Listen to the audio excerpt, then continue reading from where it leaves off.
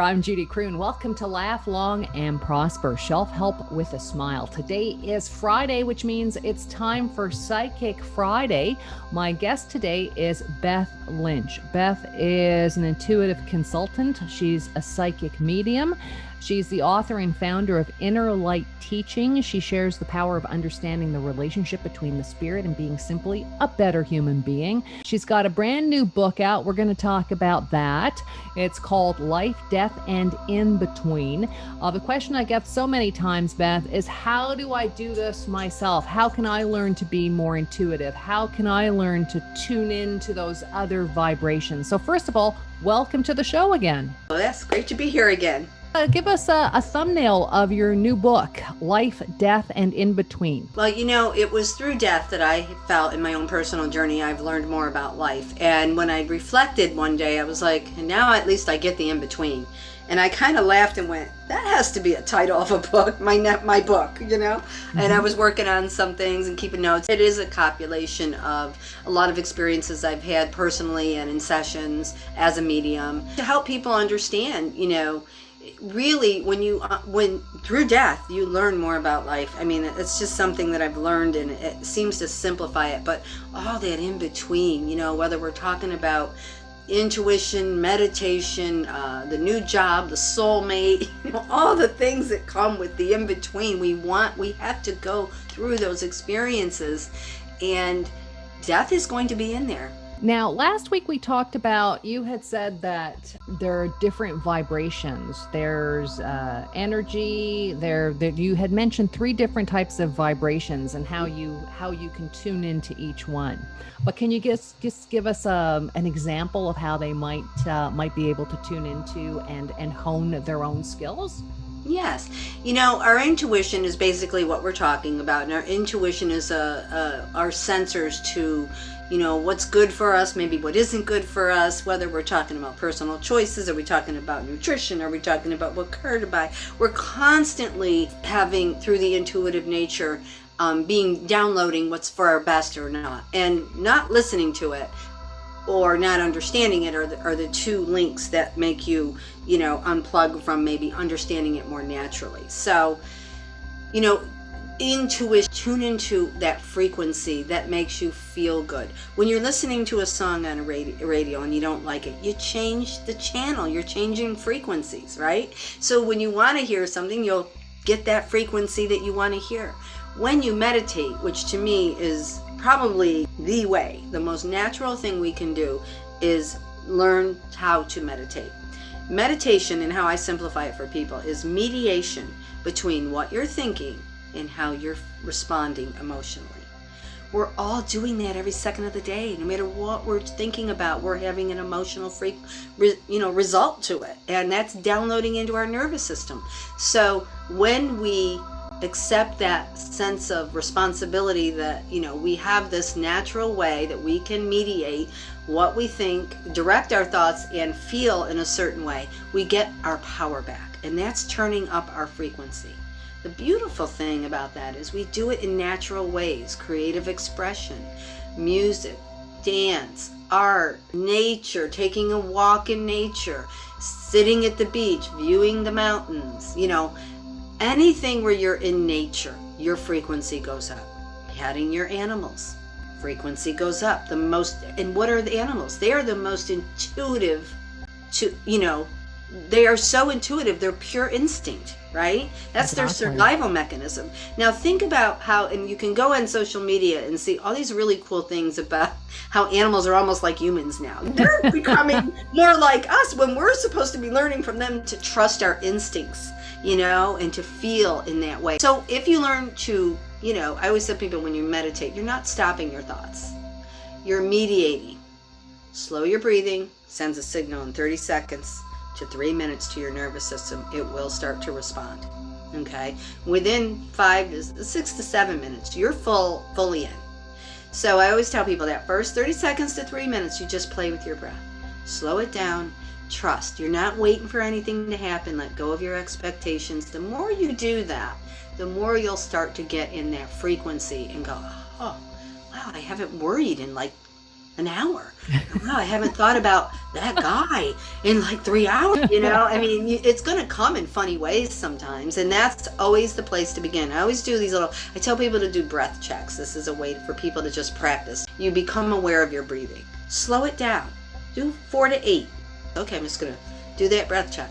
And you slow it down. You're going to start to feel a difference. And people who deal with anxiety, I say do it every 15 minutes. 30 minutes the most. People who just want to, stressed, I'm worried about the situation, well, maybe you don't have to do it every 15, 30 minutes, but do it every couple hours. Stop and become aware of what your thoughts are, and do you like those thoughts? And slow your breath. Let's say 30 seconds to 3 minutes. So you're focusing on slowing your breath. You're just focusing on your breathing, or maybe you're not focusing on anything. It brings in more of the intellectual part, your focus. Like when I work with people on meditation, I say, no, you're not focusing on your breath. Be aware of it. What is it doing? And then slow it down. And that's your breath check. And another thing, drop right down to your lower belly and relax those muscles. Just say, wow, you will become aware how often you hold tight in your lower belly. You're probably feeling it right now. Because that awareness, that's all with chi. Your energy has to flow, and we congest in the belly because that's our emotional chakra that forms between the ages of 6 and 12. It's forming how we respond emotionally. That's crazy when you think of adults that can't cope with emotions. Some of what they went through formed in that age, but we have such a powerful ability to heal and to transform thoughts and feelings. It's a power that we have, and we got to claim that power back as a species. So, not to interrupt you, but I'm just curious. We're not actually raising our frequency, we're actually lowering our frequency by doing that from 30 seconds to 3 minutes, correct? No, and that's such a good question, because when we slow our breathing, our frequency is actually going to go up, because we're going to come more in tune with our higher self, our intuitive self. So that's where we clear the way. The frequency goes up, but the inner calm calms down because the nervous system responds. I just did a meditation with a woman before we came on, and we did a healing, and she was in there for 40 minutes and she had no clue. She goes, no, it was like 10 minutes. I go, no, it wasn't. She was, my body, I feel like my insides are relaxed. And she just came out of treatment for a cancer. So she was very afraid of what could be going on in the future. But she goes, I just feel like my organs are relaxed, because they are, and it doesn't take 40 minutes to do that. You can do that in 30 seconds to 3 minutes. That signal starts to activate the nervous system to slow down and calm you, and your frequency goes up into your higher nature. Okay, so for people listening right now, they're like, okay, I've brought my breathing down, I've raised my frequency. I know the question on a lot of people's minds at this stage is, okay, but how do I know if I'm going to get that job? How do I know if I'm going to meet my soulmate? How do you go from that to answering the question? The thing, when you go up into that frequency, okay, the best way to explain it, you're up in that frequency, your perspective begins to shift. And one of the most powerful perspectives we can have is no fear of what the outcome will be, or the need to know. Right. But if you resonate in that higher frequency, and it doesn't mean you got to be up there every second of the day. We're human, we have dips, but we don't need to plunge down and hit rock bottom. And another thing is, when we get to that certain place and zone and we stay in that perspective, we're in a higher frequency, we release from need or fear, or we release from the need to be loved by our soulmate. And a lot of people in searching of soulmates really want to be loved by someone. But guess what happens? That need, the law of attraction can't say, well, let's align her directly to that soulmate, because now you're in the need of love. You draw other people who are needy. So the law of attraction, you bend it all you want, you're not breaking that law. And that law is not intelligent. And I laugh when I tell this, because somebody up there, when I cross over, is probably going to say, did you have to keep saying the law of attraction was stupid? I go, no, but it is. We're the intelligence running it. It's based on magnetics, very sacred, powerful frequency of pull and attract and repel and hold still. But it's on our emotions that it's doing it. So our emotions run the frequency that we are going to attract or repel in. So am I right in assuming, and I don't want to assume anything because you know what they say about that, but am I right in assuming that you lower your breathing, you might think about what the question is, but then you do not attach to the outcome? In a way, you just sort of ask the universe and then you completely detach from the outcome. Am I right about that? Yes, and the thing is, when you go up in that frequency, there's a natural detachment that takes place. So that's when you know. And I always tell people, if you commit to 5 to 10 minutes of meditation in the morning, or 5 minutes, I don't care if you're sitting having your coffee looking out the window. You don't have to be in a perfect place, you know. I have an app, it's called Omit app, like Om. And it has a little lesson on there. It just went live not long ago, but it's called omitapp.com. And yeah, it has a little mini lesson on there, but my YouTube channel has a lot too of that. I'm chatting with, and I don't want to give away all the goodies. Trust me, I'm not trying to be the nosy neighbor Gladys Kravitz next door trying to reveal all of your secrets. I'm bewitched, so you go right ahead. I'm chatting with psychic medium Beth Lynch. Beth has the website innerlightening.com. You can also find her on YouTube, Beth Lynch 444, or at Twitter, I Talk to Angels. And her new book, by the way, and you can also check out omitapp.com. Very cool. Beth, I wanted to talk about your book, Life, Death, and In Between. So I know you gave us a little nutshell there, but am I guessing that this whole idea of meditation, this whole idea of lowering your breathing and raising your frequency is just sort of a way of visiting those other, what can I call them? Those other levels, those other universes. Yeah, it aligns you to the natural frequency of your higher, the natural frequency of your higher consciousness, or your spiritual nature, if you will. And in that nature, because we're in our natural state, which is, you know, there's that quote, I am in the world, not of it. I get so crazy because I know how many people struggle with trying to meditate, or, you know, working it even with addiction, you know, and that's something that's so important because I work with a lot of people addicted to, whether it's the legal pharmaceutical use or even some heroin addicts. I've worked with many, helping them use meditation to help them cope, as they're still usually under a formal treatment too of a doctor of some kind, or a therapist as well. So I bring in more of the spiritual understanding. But what'll happen is, when you meditate and you come out of frequency, of that lower frequency where addiction is low, you can actually, it's amazing to watch someone transform in just a matter of a couple weeks using meditation along with what they need traditionally, all based on frequency. It is. Or, you know, I've run a program in the high school for 5 years, and it's a meditation room for the high schoolers. And to watch a kid come in with their eyes, you know, they don't even want to be in there, but they were told to come down to the meditation room, and in 15 minutes stand over you and go, Mrs. Lynch, where did my anger go? I'm telling you, I've heard it more than once. Where did my anger go? Or why do I feel God inside me when I'm in here? That's a big one. Because I can't be teaching God. I know. It's a frequency that you align to the divine.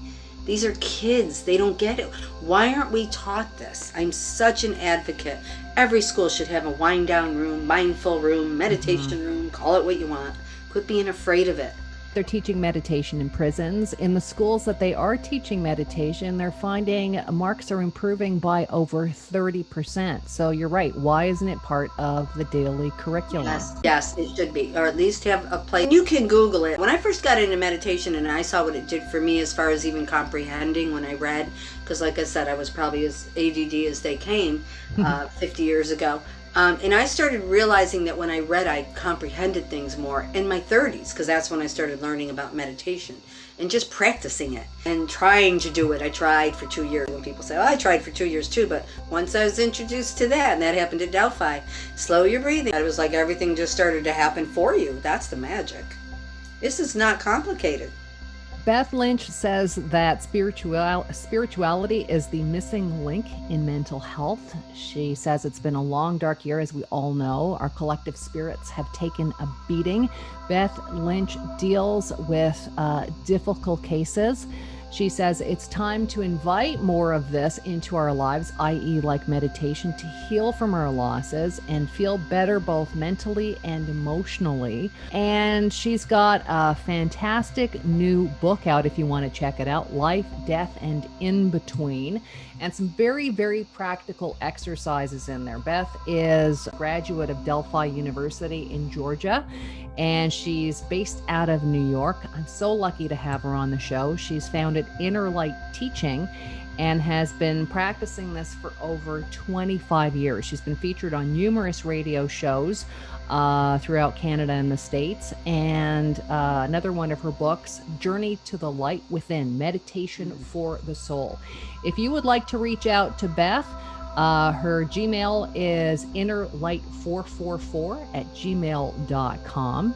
And again, her website, you can definitely check it out. I've got to ask you, Beth, before I let you go, what is the significance of 444? Angels. There was a book written many years ago, back, oh my God, it had to be 30 years ago, called The Messengers with Nick Bunick. And he was being woke every morning at 4. One was a medium, I think one was a psychic, and one, and a regressionist. And each one had told him, but he was being awoken and he couldn't go back to sleep. And they said, your angels are trying to talk to you. And then he started to listen, and he wrote a very powerful book based on his experiences in the lifetime of Jesus, it's just amazing book. It's called The Messengers. And but they say in the book, once you are aware of the 444, you will always see it. And let me tell you, you can't even imagine now, all your listeners, when they're going to see 444, take that breath and say, thank you, I know you're with me. It can come when you need it most. I love when you're driving on a highway and someone cuts you off, and all of a sudden there's the 4s right in front of your on their license plate, and you're just like, okay, thank you, universe. But yeah, you got to laugh. Humor heals.